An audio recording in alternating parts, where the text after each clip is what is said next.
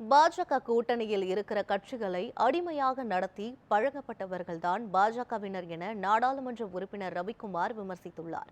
விழுப்புரம் மாவட்ட ஊரக வளர்ச்சித்துறை அலுவலகத்தில் மாவட்ட வளர்ச்சிக்கான ஒருங்கிணைப்பு மற்றும் கண்காணிப்பு குழு கூட்டம் நாடாளுமன்ற உறுப்பினர் ரவிக்குமார் தலைமையில் நடைபெற்றது.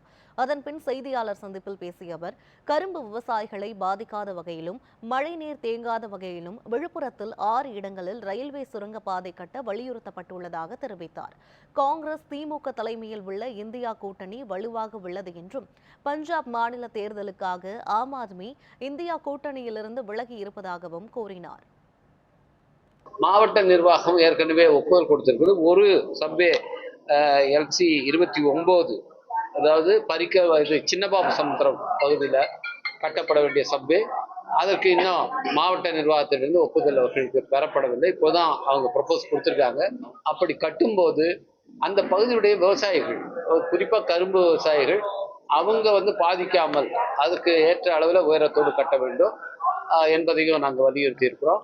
மழைக்காலங்களில் சப்வேல நீர் தேங்கினால் அதை வெளியேற்றுவதற்கு இப்பொழுது அதுக்கு டெண்டர் கொடுத்து அதற்கான கான்ட்ராக்டர்ஸ்லாம் நாங்கள் பிக் பண்ணியிருக்கோம் என்று ரயில்வே துறை சார்பில் சொல்லப்பட்டது.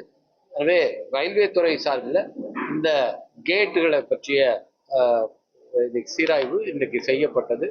அது அவர்களுக்கு உரிய உத்தரவுகளை மாவட்ட ஆட்சியர் அவர்களும் பிறப்பித்திருக்கிறார்கள்.